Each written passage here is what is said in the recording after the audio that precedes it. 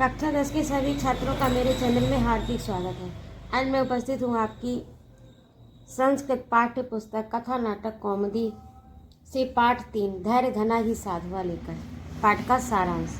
अत्यंत प्राचीन काल में भी अल्प साधन संपन्न तथा अत्यधिक साहसी नाविकगण दूर दूर तक सामुद्रिक यात्राएं करते थे। इसी तथ्य पर आधारित सुपारग नामक नाविक तथा उसके अन्य साथियों द्वारा की गई नलमाली, कुसमाली, अग्निमाली आदि समुद्रों की यात्रा से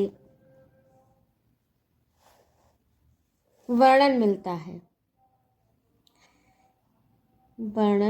है। अब अत्यंत प्राचीन काल में भी अल्प साधन संपन्न तथा अत्यधिक साहसी नाविकगण दूर दूर तक सामुद्रिक यात्राएं करते थे और इसी तथ्य पर आधारित सुपारग नामक नाविक तथा उसके अन्य साथियों द्वारा की गई नलमाली और कुसमाली, अग्निमाली आदि समुद्रों की यात्रा से वर्णन मिलता है। तो उसी पाठ पर आधारित ये है।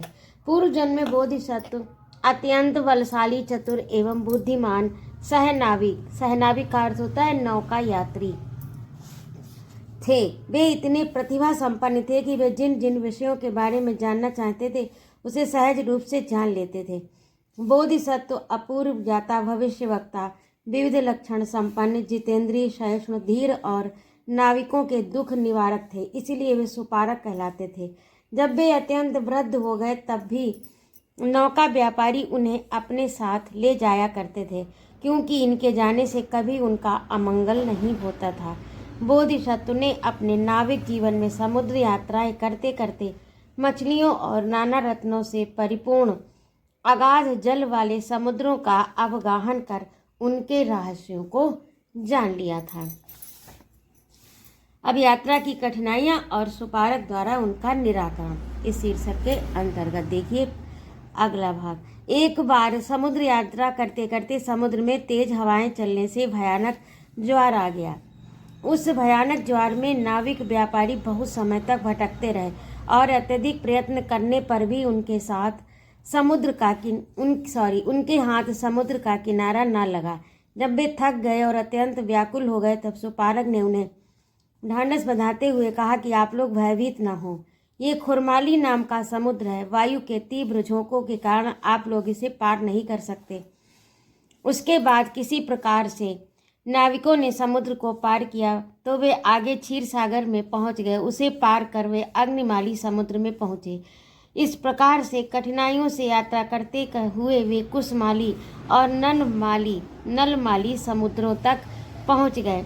यात्रा के अंतिम पड़ाव में जब वे पहुंचे तब उन्होंने अत्यंत भयानक, दुखदायी, हृदय विदारक गर्जना करते हुए एक समुद्र को देखा और सुपारक से उसके विषय में पूछा तो उन्होंने उसका परिचय इस प्रकार दिया कि यह वह समुद्र है जहां पहुंचकर कोई भी मृत्यु के मुख से नहीं बच सकता। इसका नाम वड़वा मुख समुद्र है। सुपारक द्वारा ऐसा सुनकर सभी नाविक व्यापारी जीवन से निराश से हुए करुण विलाप करने लगे और उन्होंने सुपारक से अपने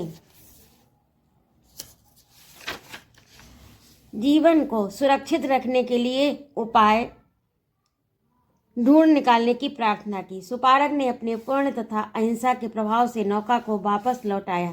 नौका को लौटता हुआ देखकर सभी नाविक व्यापारी आश्चर्यचकित हो प्रसन्नता का अनुभव करते हुए सुपारक से बोले कि आपने तो नौका को जल प्रवाह के विपरीत दिशा में लौटा दिया।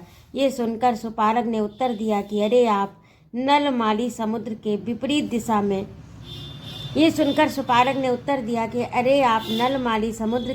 दिशा में लौटा दिया। ये सुनकर सुपारक ने ये यहाँ पर डबल हो गया, इसे हटा दीजिएगा।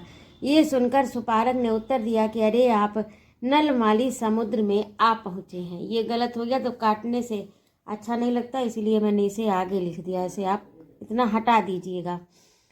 आप उस समुद्र में आ पहुँचे हैं। आप इसकी रेत और पत्थर को अपनी नौका में भर लें। मैं निश्चय पूर्वक कह सकता हूँ कि ये रेत और पत्थर आपके लिए लाभप्रद सिद्ध होंगे।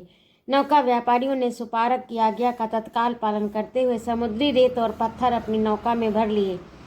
तत्पश्चात नौका चलते चलते एक ही रात के बाद भरू कक्ष के निकट आ पहुंची। सवेरा होते ही जब व्यापारियों ने नौका को देखा तब उन्होंने उसमें रेत और पत्थर के स्थान पर विभिन्न प्रकार के रत्नों को भरा पाया। इससे उन्होंने प्रसन्न होकर सुपारक की बड़ी धूमधाम से पूजा अर्चना की।